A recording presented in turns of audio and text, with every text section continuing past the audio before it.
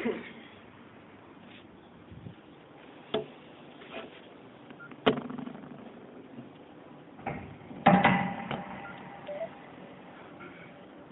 لله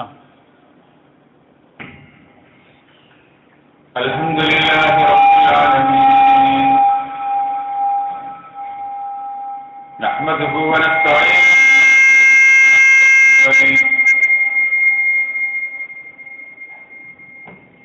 ونعوذ بالله من شرور أنفسنا ومن سيئات أعمالنا من يهدي الله فلا مضل له ومن يضلله فلا هادي له ونشهد أن لا إله إلا الله ونشهد أن محمدا عبده ورسوله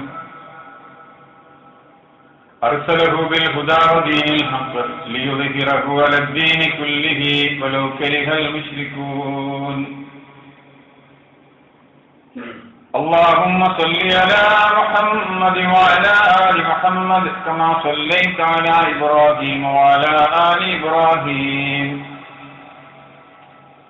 وبارك على محمد وعلى آل محمد كما باركت على إبراهيم وعلى آل إبراهيم إنك حميد مجيد أما بعد فإن خير الحديث كتاب الله وخير السنن سنن محمد صلى الله عليه وسلم وشر الأمور محدثاتها وكل محدثة بدعة وكل بدعة ضلالة وكل ضلالة في النار يا أيها الذين آمنوا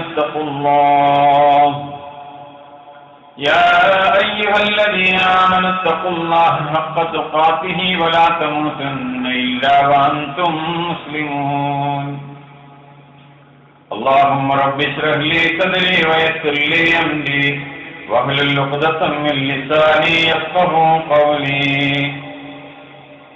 إن أريد إلا الإصلاح ما استطعت وما توفيقي إلا بالله عليه توكلت وإليه أنيب أعوذ بالله من الشيطان الرجيم بسم الله الرحمن الرحيم والذين آمنوا وعملوا الصالحات سندخلهم جنات تجري من تحتها الأنهار خالدين فيها أبدا لهم فيها أزواج مطهرة وندخلهم ظلا ظليلا أعوذ بالله من الشيطان الرجيم مثل الجنة التي وعد المتقون تجري من تحتها الأنهار كلها دائم وظلها تلك عقبى الذين اتقوا وعقبى الكافرين النار قال رسول الله صلى الله عليه وسلم من سأل الله الجنة 3 مرات قالت الجنة اللهم أدخله الجنة ومن استعاذ من النار 3 مرات قالت النار اللهم أخرجه من النار اتقوا الله عباد الله അള്ളാഹുവിന്റെ കൽപ്പനാ നിർദ്ദേശങ്ങൾ ജീവിതത്തിൽ എല്ലാ സന്ദർഭങ്ങളിലും സൂക്ഷിച്ചുകൊണ്ട് ശ്രദ്ധിച്ചുകൊണ്ട് തഖ്വയോടുകൂടി ജീവിതം ക്രമീകരിക്കണമെന്ന് എല്ലാവരെയും ആദ്യമായി ഓർമ്മപ്പെടുത്തുന്നു, പ്രത്യേകമായി വസിയ്യത്ത് ചെയ്യുന്നു. പടച്ചറബ് നമ്മെ അനുഗ്രഹിക്കുമാറാകട്ടെ. സഹോദര സഹോദരികളെ, കഴിഞ്ഞ 1-2 ആഴ്ചകളിൽ നമ്മൾ സംസാരിച്ചത്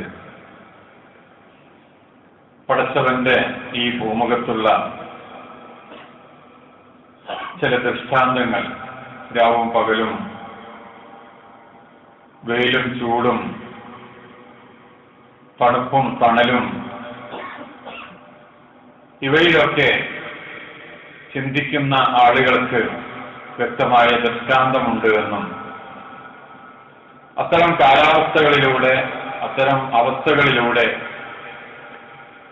ജീവിച്ചുകൊണ്ടിരിക്കുന്ന നമ്മെ സംബന്ധിച്ചിടത്തോളം അനുഭവങ്ങളിലൂടെ, ജീവിത യാഥാർത്ഥ്യങ്ങളിലൂടെ പടച്ചവന്റെ ഈ നിർദ്ദേശങ്ങൾ നമുക്ക് മനസ്സിലാക്കാൻ സാധിക്കും എന്നത് സംബന്ധമായ ചില കാര്യങ്ങളായിരുന്നു.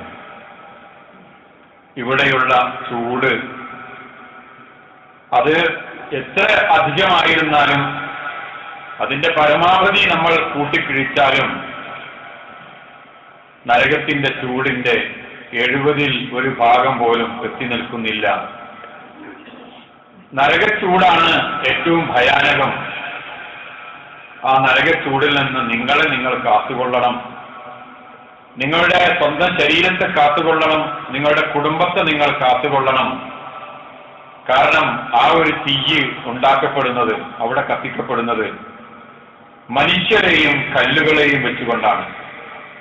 യാ അയ്യുഹല്ലദീന ആമനു തഖുല്ലാഹ്, വിശ്വാസികളെ നിങ്ങൾ അല്ലാഹുവിനെ സൂക്ഷിക്കണം കേട്ടോ എന്നിങ്ങനെയുള്ള ഒരുപാട് നിർദ്ദേശങ്ങൾ അല്ലാഹു മനുഷ്യരുടെ മുമ്പിലേക്ക്, വിശ്വാസികളുടെ മുമ്പിലേക്ക് വെച്ചുകൊടുത്തുകൊണ്ട് നരകത്തിൽ നിന്നും വിമോചിതമാകുവാനുള്ള, നരകത്തിൽ നിന്ന് രക്ഷപ്പെടാനുള്ള മാർഗങ്ങൾ എന്താണെന്ന് പരിശുദ്ധ ഖുർആൻ മനുഷ്യന് പഠിപ്പിച്ചു കൊടുക്കുന്നുണ്ട്.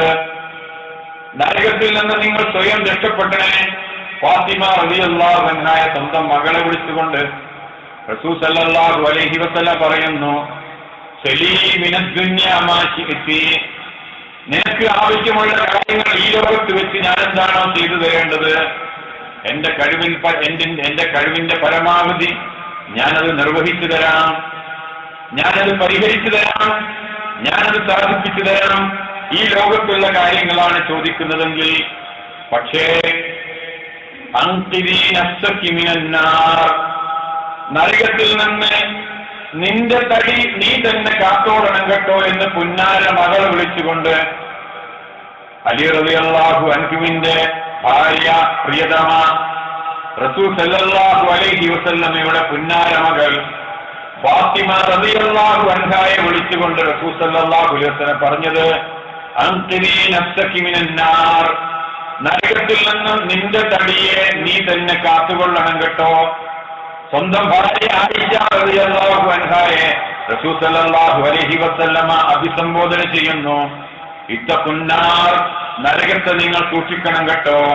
വലൗ ബിശഖ്ഖി തംറത്തിൻ, കാരക്കയുടെ ഒരു ചെറിയ കീള് അത് ധർമ്മം ചെയ്തിട്ടാണ് നരകത്തിൽ നിന്ന് രക്ഷപ്പെടാൻ സാധിക്കുന്നതെങ്കിൽ, നീ ഉണ്ടാക്കിയ കറിയിൽ ഒരിറ്റ് വെള്ളം വർദ്ധിപ്പിച്ചുകൊണ്ട് അയൽക്കാരന് വേണ്ടി ധർമ്മം ചെയ്തുകൊണ്ടാണ് അങ്ങനെ സാധിക്കുന്നതെങ്കിൽ, നിങ്ങൾ മുഴുവനായി ഭക്ഷിച്ചു കഴിഞ്ഞു, ഏതാനും ചില്ലറ മാംസമാണ് അല്ലെങ്കിൽ ഭക്ഷണത്തിന്റെ അംശമാണ് ബാക്കിയുള്ളതെങ്കിൽ അതെങ്കിലും ധർമ്മം ചെയ്തുകൊണ്ട് നിങ്ങൾ നടന്നു പോകുമ്പോ ഒരാളെ കാണുന്നു, ഒന്ന് പുഞ്ചിരിക്കാൻ സാധിക്കുന്നു, അതൊരു ധർമ്മമായി നിങ്ങൾ കാണണേ എന്ന് റസൂൽ സല്ലല്ലാഹു അലൈഹി വസല്ലം പറഞ്ഞുകൊണ്ട് ഓരോ ദിവസവും ഒരു വിശ്വാസിക്ക് ധർമ്മം നേടാൻ കഴിയുന്നതാണ്, ധർമ്മം ചെയ്യാൻ കഴിയുന്നതാണ്.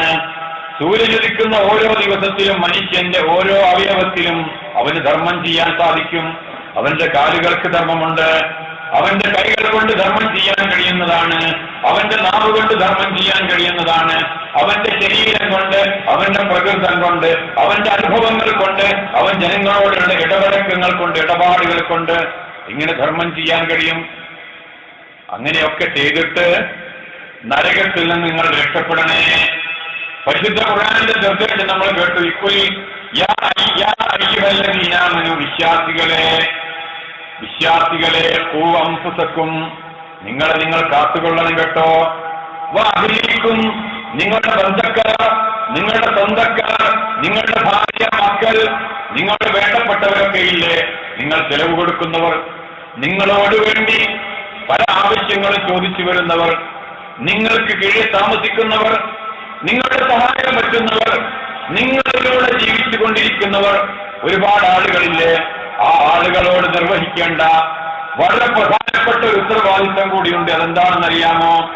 അവരെ വിശപ്പില്ലാതെ നിങ്ങൾ പോറ്റി വളർത്തുന്നത് പോലെ, ദാഹമില്ലാതെ അവരെ നിങ്ങൾ സംരക്ഷിക്കുന്നത് പോലെ, അവർ വിവസ്ത്രരാകുന്നതിൽ നിന്ന് വസ്ത്രം നൽകി നിങ്ങൾ അവരെ പോറ്റി വളർത്തുന്നത് പോലെ വളരെ പ്രധാനപ്പെട്ട പ്രധാനപ്പെട്ട വേറൊരു ഉത്തരവാദിത്വം നിങ്ങൾക്ക് നിർവഹിക്കാനുണ്ട്. അതെന്താണ് ഉത്തരവാദിത്വം? അത് ഹൂ അംഫുസക്കും വഅഹ്ലീകുൻ നാറ, ആ നരകത്തിലേക്ക് വീണുപോകുന്നതിൽ നിന്ന് നിങ്ങൾ അവരെ കാത്തുകൊള്ളണേ. കാരണം ആ നരകത്തിലെ തീ എന്താണ്? വഖൂദു അന്നാസ് വൽ ഹിജാറ, മനുഷ്യരെയാണ് വിറകുകളായി ആ നരകത്തിലേക്ക് വെച്ചു കൊടുക്കുന്നത്, ആളിൽ പടർന്ന് കത്തുന്നത്, എന്നിട്ട് ജ്വാലകളായി ഉൾപ്പിരിവുകളായി വ്യത്യസ്ത ജ്വാലകളായി മുകളിലേക്ക് അങ്ങനെ ഉയർന്നുകൊണ്ടിരിക്കുന്നത് എന്താണെന്നറിയാമോ? ആ മനുഷ്യനെ കത്തിക്കുന്ന ആ ഒരു ജ്വാലയാണ്. അതിന്റെ ഗന്ധം എന്താ? അതിന്റെ വാസന, അതിന്റെ ഗന്ധം എന്താണ്? അതിന്റെ ചൂടെത്രയാണ്? പിന്നെ എന്താണ് ഇവിടെ കത്തിക്കപ്പെടുന്നത്? ഹിജാറ, കല്ലുകളാണ് കത്തിക്കപ്പെടുന്നത്. മനുഷ്യരെ പോരാഞ്ഞിട്ട് മനുഷ്യനെ കത്തുന്നത്, ആ കത്തിക്കുമ്പോ അവന്റെ കത്തൽ ഒന്നുകൂടെ ആളിൽ കത്താൻ, അവന്റെ ശരീരത്തെ ഒന്നും ബാക്കിയാകാതിരിക്കാൻ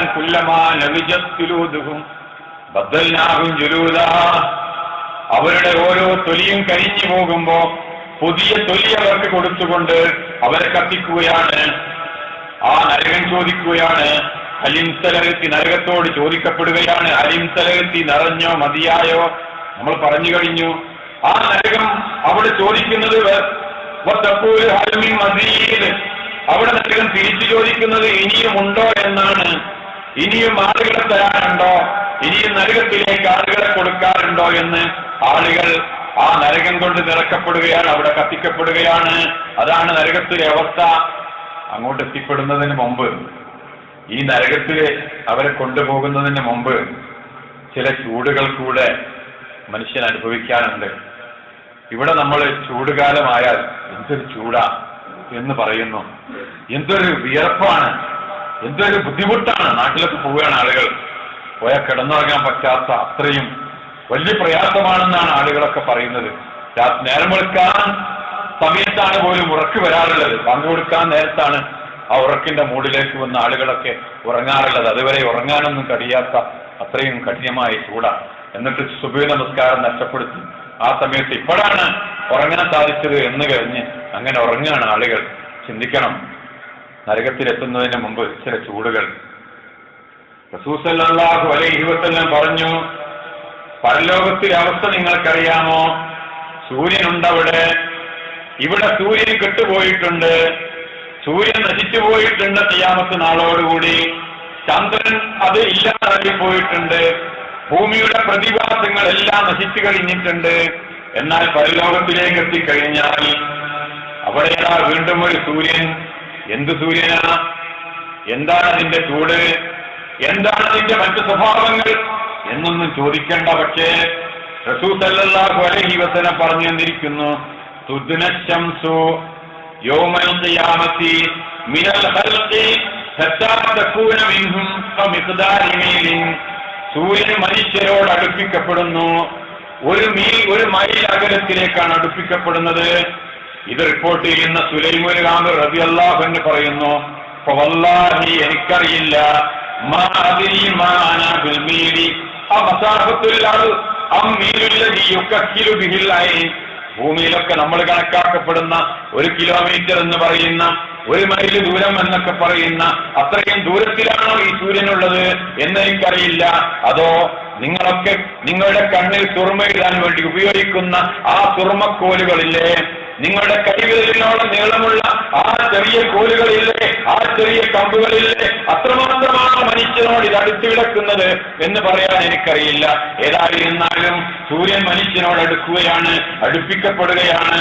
എന്നിട്ടോ റസൂൽ സല്ലല്ലാഹു അലൈഹി വസല്ലം പറയുന്നു, മനുഷ്യരായി തീരുന്നു. അലാ ഖദ്രി അമാലിഹിം ഫിൽ അർദ്.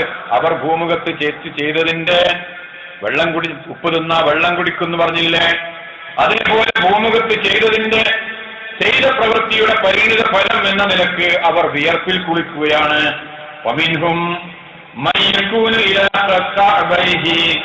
അവന്റെ കാലിന്റെ ഞെരിയാണി വരെ, അവന്റെ കാൽപാദം മുച്ചൂടും മൂടിക്കിടക്കുന്ന വിധത്തിൽ ചെറിയ തോട്ടിലിറങ്ങിയാൽ അവന്റെ കാൽ മുങ്ങും. ചെറിയൊരു ഇടവഴിയിലൂടെ ഒഴിച്ചു പോകുന്ന വെള്ളത്തിലേക്ക് അവൻ ഇറങ്ങിയാൽ അവന്റെ കാല് മുങ്ങും. അതേപോലെ വിയർപ്പിൽ മുങ്ങിയിട്ടുണ്ട് ആ മനുഷ്യൻ. അവന്റെ ഞെരിയാണി വരെ വിയർപ്പാണ്. അവന്റെ ശരീരത്തിൽ നിന്നും ഒലിച്ചിറങ്ങിയ വിയർപ്പാണ്. ബേജാറ് കൊണ്ട്, വേദന കൊണ്ട്, ഈ ചൂട് കൊണ്ട് അവന്റെ ശരീരത്തിൽ നിന്നും ഒലിച്ചിറങ്ങിയ വിയർപ്പിൽ അവന്റെ ഞെരിയാണി വരെ അവൻ നിൽക്കുകയാണ്. വമിൻഹും മൻ യകൂനു ഇലാ റുക്ബതൈഹി, വേറെ ചില ആളുകളുണ്ട് അത്രയൊന്നും പോരാ, അവൻ അത്രയൊന്നും വിയർത്താൽ പോരാ, അവൻ അത്രയൊന്നും ബേജാറായാൽ പോരാ, അവൻ അത്രയൊന്നും ചൂടനുഭവിച്ചാൽ പോരാ. ഇവിടെ വെച്ച് ഒരുപാട് സുഖിച്ചു കഴിഞ്ഞു. ചൂടല്ലേ, വിയർപ്പല്ലേ, എങ്ങനെ ചെയ്യും എന്ന് നിലക്ക് നമസ്കരിച്ചില്ല. ആ നമസ്കാരം വളരെ സ്പീഡിലാണ് അയാൾ നിർവഹിച്ചത്. ആ നമസ്കാരത്തിൽ ശ്രദ്ധിക്കേണ്ട കാര്യങ്ങളൊന്നും അവൻ ഓർത്തിട്ടില്ല. ജീവിതത്തിൽ ചെയ്യേണ്ട പടച്ചവനോടുള്ള ബാധ്യതയെ സംബന്ധിച്ച് അവൻ ഓർത്തിട്ടില്ല. അവനതാ ഇലാ റുക്ബതൈഹി, അവന്റെ മുട്ടുവരെ അവൻ വിയർപ്പിൽ കിടക്കുകയാണ്. പുഴയിലേക്ക് ഇറങ്ങുന്നത് പോലെ, ഒരല്പമായമുള്ള വെള്ളത്തിലേക്ക് ഇറങ്ങുന്നത് പോലെ മുട്ടുവരെ വിയർപ്പിലാണ്. വമിൻഹും മൻ യകൂനു ഇലാ ഇഖ്വരിഹി, ഇനിയും ചില ആളുകളുണ്ട് അവരുടെ ശരീരം മുഴുവനും മുങ്ങിക്കൊണ്ടിരിക്കുകയാണ്. അവരുടെ ശരീരം മുഴുവനും മുങ്ങിക്കൊണ്ടിരിക്കുകയാണ്. അവരുടെ തോളറ്റം വരെ, അവരുടെ അരയിൽ വരെ വീണ്ടും മുകളിലോട്ട് ഇങ്ങനെ മുങ്ങിക്കൊണ്ടിരിക്കുന്ന ആളുകളാണ്. വമിൻഹും മൻ യുൽജിമുഹു ഇൽജാമ, വേറെ ചില ആളുകളുണ്ട് വിയർപ്പിനാൽ തന്നെ ആകെ മുങ്ങിക്കുളിച്ചവർ. എന്നിട്ട് റസൂൽ സല്ലല്ലാഹു അലൈഹി വസല്ലമ വഅഉമ റസൂലുള്ളാഹി സല്ലല്ലാഹു അലൈഹി വസല്ലം ഇലാ ഫീഹി, റസൂൽ തന്റെ വായയിലേക്ക് വിരൽ ചൂണ്ടിയിട്ട് പറഞ്ഞു, ചില ആളുകളൊക്കെ അവരുടെ വായ വരെ, അവരുടെ തൊള്ള വരെ, ശരീരം മുഴുവനും മുച്ചോടും ഇങ്ങനെ വിയർപ്പിൽ കുളിച്ചു കിടക്കുകയാണ്. സൂര്യൻ ഒരു ചാണുയരെ, ഒരു മൈൽ ഉയരെ അതിന്റെ ചൂടാണ് അനുഭവിക്കുന്നത്. സൂര്യന്റെ ദൂരം എത്രയാ? നമ്മളുമായി എത്ര ദൂരത്തിലാണ് സൂര്യനുള്ളത്? അതിന്റെ ചൂട് താങ്ങാൻ നമുക്ക് കഴിയോ? ഒരല്പസമയം പുറത്തുപോയി വെയിൽ കൊള്ളാൻ സാധിക്കുമോ? റസൂൽ സല്ലല്ലാഹു അലൈഹി വസല്ലമയുടെ കാലത്ത് ഒരാള് മണലാരണ്യത്തിൽ ഇറങ്ങി നിൽക്കുന്നു. അയാൾ ചൂട് കൊള്ളുകയാണ്.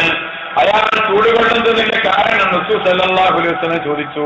അയാൾ പറഞ്ഞു, റസൂലേ, എനിക്കൊരു നേർച്ചയുണ്ട്, ഇങ്ങനെ ചെയ്യണമെന്ന്. എന്താ നിന്റെ നേർച്ച? അള്ളാഹുവിന്റെ മാർഗത്തിൽ കുറെ പണിപ്പെടണമെന്ന്, കുറെ കഠിനാധ്വാനം ചെയ്യണമെന്ന്, ഇങ്ങനെ വെയിൽ കൊള്ളണമെന്ന് എനിക്കൊരാഗ്രഹമുണ്ട്. ചെയ്യരുത്, അങ്ങനെ ഒരു നേർച്ചയില്ല.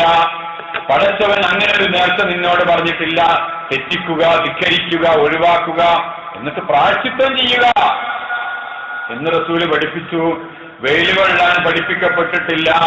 തണൽ നമുക്ക് നൽകി, തണൽ ആവശ്യമുള്ള രംഗങ്ങളൊക്കെ ഉണ്ടാക്കിക്കൊള്ളാൻ മനുഷ്യനോട് അള്ളാഹു കൽപ്പിച്ചു. മനുഷ്യ, നിന്റെ വീടിന് നീ നീ സക്കാത്ത് കൊടുക്കേണ്ട, നിന്റെ വാഹനത്തിന് നീ സക്കാത്ത് കൊടുക്കേണ്ട, നീ ഉപയോഗിക്കുന്ന നിത്യോപയോഗ സാധനങ്ങളായ ഈ വസ്തുവകൾക്കൊന്നും നീ ഉണ്ടാക്കിയ സമ്പാദ്യത്തിൽ നിന്നും നീ സക്കാത്ത് എന്ന വിഹിതം മാറ്റിവെക്കേണ്ടതില്ല. നിനക്ക് തണൽ നൽകുന്നതാണ്, നിനക്ക് ആശ്വാസം നൽകുന്നതാണ്, നിനക്ക് സമാധാനം നൽകുന്നതാണ്. അതിനുപരിയായി ഒരുപാട് നിന്റെ ജീവിതത്തിൽ ഒരുപാട് അനുഗ്രഹങ്ങളുണ്ടല്ലോ. ആ അനുഗ്രഹങ്ങളെയാണ് നീ ഓർക്കേണ്ടത്.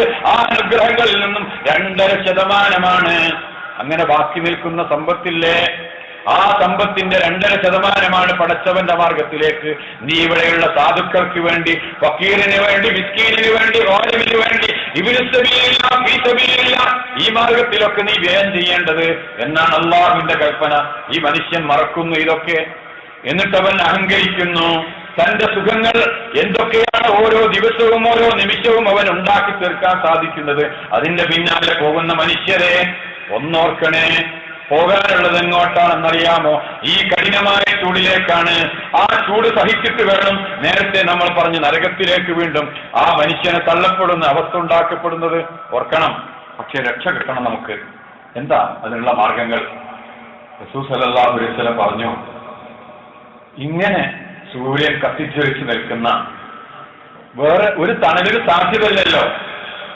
ഒരു മരമോ ഒരു വീടോ തണൽ നൽകുന്ന ടെന്റുകളോ ഒന്നുമില്ലാത്ത ഒരവസ്ഥ. അവിടെ ചില ആളുകൾക്ക് അള്ളാഹു തണലിട്ട് കൊടുക്കും. ശ്രദ്ധിച്ച് കേൾക്കണം. ആരാണത്? ഈ ആളുകളിൽ എപ്പോഴെങ്കിലും നമ്മളൊക്കെ ചേർന്നിട്ടുണ്ടോ, കൂടിയിട്ടുണ്ടോ? അവരുമായി നമുക്ക് എന്തെങ്കിലും ബന്ധമുണ്ടോ? നമ്മൾ അതിലുള്ള ആളാണോ അല്ലേ എന്ന് പരിശോധിക്കാനാണ് ഈ സുദീർഘമായ ആയത്ത് നമ്മൾ ശ്രദ്ധിക്കേണ്ടത്. സബഅത്തുൻ, 7 ആളുകളുണ്ട്. യുദില്ലുഹുമുല്ലാഹു ഫീ ദില്ലിഹി യൗമ ലാ ദില്ല ഇല്ലാ ദില്ലുഹു. പടച്ചവൻ തരാൻ പോകുന്ന പടച്ചവന്റെ അർശിന്റെ തണലുണ്ട്. എന്താ അർശ്? പടച്ചവന്റെ സിംഹാസനമാണ്. പടച്ചവന്റെ രൂപമെന്താ? അറിയില്ല. പടച്ചവന്റെ സിംഹാസനം എന്താ? അറിയില്ല. പക്ഷെ അതിന് തണലുണ്ട്. ആ തണൽ കിട്ടുന്നത് ഏതാനും ചില തെരഞ്ഞെടുക്കപ്പെട്ട ആളുകൾക്കാണ്. എല്ലാവർക്കും തണലില്ല. കൊടുമ്പയിൽ പുറത്ത് ഇറങ്ങിയപ്പോ പെട്ടെന്ന് ഒരു മേഘം വന്നിരിക്കുന്നു, കറുത്തൊരു മേഘം. ആ മേഘത്തിന്റെ തണലിൽ ആരുണ്ട്? വിശ്വാസിയുണ്ട്, അവിശ്വാസിയുണ്ട്, മുനാഫിക്കുണ്ട്, ജൂതനുണ്ട്, ക്രിസ്ത്യനുണ്ട്. പടച്ചവനെ എല്ലാത്തവരെ വിളിച്ചാരാധിക്കുന്ന ഒരുപാട് ആളുകൾ. എല്ലാവരും ആ അനുഗ്രഹം അനുഭവിച്ചു കൊണ്ടിരിക്കുകയാണ്. അർ-റഹ്മാൻ അർ-റഹീം. പടച്ചവൻ പരമകാരുണികനാണ്. ആ കാരുണ്യവാന്റെ കരുണ എന്ന നിലയ്ക്ക് ഇതെല്ലാവർക്കും കിട്ടും. എന്നാ പരലോകത്തെത്തിയ ഖാസാണ്, പ്രത്യേകമാക്കപ്പെടുകയാ. ആരാണവർ? സബഅത്തിന് 7 ഭാഗം. യുദില്ലുഹുമുല്ലാഹു, അള്ളാഹു തണലിട്ട് കൊടുക്കുകയാണ്. അവരാരൊക്കെയാണെന്ന് അറിയാമോ? ഇമാമുൻ ആദിലുൻ, നീതിമാനായ ഭരണാധികാരിയാണ്. നീതിയോടുകൂടി ഭരണം നടത്തുന്ന, നീതിയോടുകൂടി തീരുമാനങ്ങൾ എടുക്കുന്ന ഭരണാധികാരികളാണ്, വിധി കൽപ്പിക്കുന്നവരാണ്. വശാബുൻ, രണ്ടാമതൊരാൾ ചെറുപ്പക്കാരനാണ്.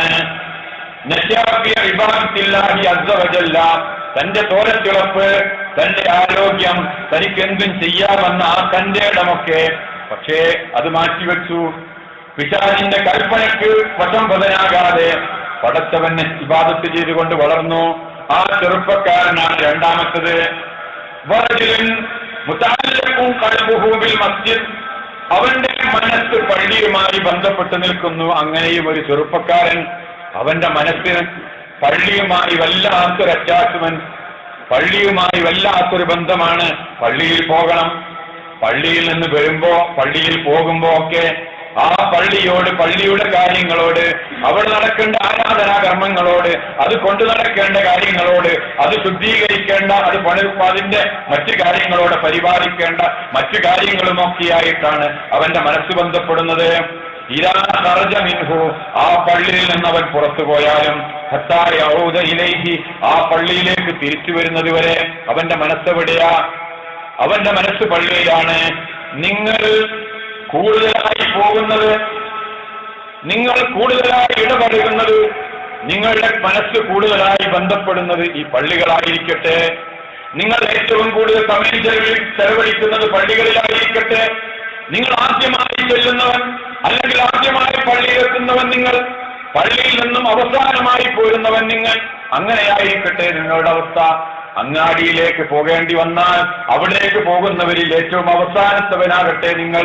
അങ്ങാടിയിൽ നിന്നും ഏറ്റവും ആദ്യമായി തിരിച്ചു പോരേണ്ടവൻ. കാര്യങ്ങൾ കഴിഞ്ഞാൽ പിന്നെ അവിടെ തുറപറഞ്ഞു നിൽക്കാതെ, ആളുകളുടെ കൂട്ടത്തിൽ അങ്ങനെ കൂടിച്ചേർന്ന് നിൽക്കാതെ പെട്ടെന്ന് പോരുന്നവനാകട്ടെ നിങ്ങളെന്ന് റസൂൽ സല്ലല്ലാഹു അലൈഹി വസല്ലമ നാം പഠിപ്പിക്കുന്നു. പള്ളിയുമായിട്ടുള്ള ബന്ധപ്പെടുന്നയാളെയാണ് അള്ളാഹുവിന്റെ പ്രവാചകൻ സല്ലല്ലാഹു അലൈഹി വസല്ലമ അർശിന്റെ തടലുണ്ട് എന്ന് പറഞ്ഞ അടുത്തയാളായിട്ട് നമുക്ക് കാണാൻ കഴിയുന്നത്. അള്ളാഹു നമ്മെ അനുഗ്രഹിക്കുമാറാകട്ടെ.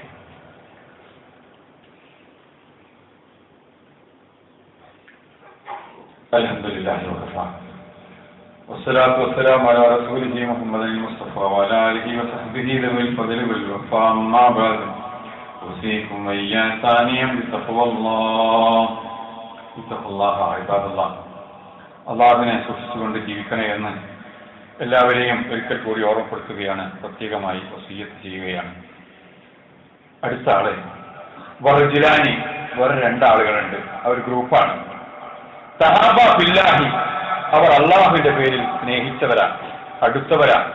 എന്തിന്റെ പേരിലാണ് സ്നേഹിച്ചത്? ഒരു പ്രത്യേക മകളെ കെട്ടിച്ചു കൊടുക്കാൻ, ബിസിനസ് നടത്താൻ, അതിലുള്ള ഭൗതിക സാഹചര്യങ്ങൾ മാത്രം ഉണ്ടാക്കി തീർക്കുന്നതിന് വേണ്ടിയുള്ള ഒരടുപ്പമോ ചിന്തയോ ഒന്നല്ല. പടച്ചവന്റെ പേരിൽ അടുത്തു. ഇജ്തമാ അലൈഹി, ആ ഒരു കാര്യത്തിൽ അവർ ഒരുമിച്ച് കൂടി. ഇജ്തമാ വതഫറഖാലാലിക, വല്ലപ്പോഴും വേർപിരിഞ്ഞ് പോയിട്ടുണ്ടെങ്കിൽ, വിട്ടുപോയിട്ടുണ്ടെങ്കിൽ, ബന്ധം തന്നെ വിടേണ്ടി വന്നിട്ടുണ്ടെങ്കിൽ അതൊക്കെ തന്നെയും പടച്ചവന്റെ ഇഷ്ടത്തിന്റെ പേരിലാണ്. അള്ളാഹുവിനോടുള്ള ഇഷ്ടം കാത്തു സൂക്ഷിക്കുന്നതിന് വേണ്ടിയാണ് ഇയാളുമായി ഞാൻ ബന്ധപ്പെട്ടത്, ഇവിടെ ഞാനൊരു ബന്ധമുണ്ടാക്കിയത്. ഇയാളുമായി വല്ല സമയത്തും പിരിയേണ്ടി വന്നിട്ടുണ്ടെങ്കിൽ, ഏതെങ്കിലും സന്ദർഭത്തിൽ വിട്ടുപിരിഞ്ഞ് നിൽക്കേണ്ടി വന്നിട്ടുണ്ടെങ്കിലും പടച്ചവനുമായിട്ടുള്ള ആ ബന്ധം കൂട്ടിയോജിപ്പിക്കുന്നതിന്റെ ഭാഗമാണ് എന്ന നിലക്ക് സ്നേഹം പങ്കിട്ട ആളുകളുണ്ടല്ലോ, അവരും അള്ളാഹുവിന്റെ അർശിന്റെ തണലിന് ഇടയാകുന്ന, അതിന് ഭാഗ്യം സിദ്ധിക്കുന്ന ആളുകളുടെ കൂട്ടത്തിലാണ് എന്ന് അള്ളാഹുവിന്റെ പ്രവാചക സല്ലല്ലാഹു അലൈഹി വസല്ലമ നാം പഠിപ്പിക്കുന്നു. ബാക്കി ഭാഗങ്ങൾ ഇൻഷാ അല്ലാഹ് അടുത്ത ആഴ്ചകളിലൂടെയായിട്ട് നമുക്ക് കേൾക്കാം. അള്ളാഹു അതിന് നമുക്ക് തൗഫീഖ് നൽകി നമ്മെ അനുഗ്രഹിക്കുമാറാകട്ടെ. നമ്മിൽ നിന്ന് സംഭവിച്ചു പോകുന്ന തെറ്റുകുറ്റങ്ങൾ അള്ളാഹു നമുക്ക് പുറത്തു തന്ന് അവരുടെ സ്വർഗത്തിൽ അള്ളാഹു നമ്മെ ഓരോരുത്തരെയും ഒരുമിച്ച് കൂട്ടുമാറാകട്ടെ. നമ്മുടെ മാതാപിതാക്കളോട് അള്ളാഹു കരുണ കാണിക്കുകയും അവരെയും നമ്മെയും അവന്റെ സ്വർഗത്തിൽ അള്ളാഹു ഒരുമിച്ച് കൂട്ടി അവന്റെ അനുഗ്രഹം നൽകി നമ്മെ അനുഗ്രഹിക്കുകയും ചെയ്യുമാറാകട്ടെ. اللهم اغفر للمؤمنين والمؤمنات والمسلمين والمسلمات الأحياء منهم والأموات إنك مجيب الدعوات يا قاضي الحاجات طيب سلام واجعل الجنة مأواهم. اللهم أعز الإسلام والمسلمين وأذل الشرك والمشركين. اللهم أجرنا من النار، اللهم أجرنا من النار، اللهم أجرنا من النار. اللهم ربنا آتنا في الدنيا حسنة وفي الآخرة حسنة وقنا عذاب النار. اللهم لا تخزنا يوم القيامة إنك لا تخلف الميعاد. اللهم ربنا هب لنا من أزواجنا وذرياتنا قرة أعين واجعلنا للمتقين إماما. آمين برحمتك يا أرحم الراحمين.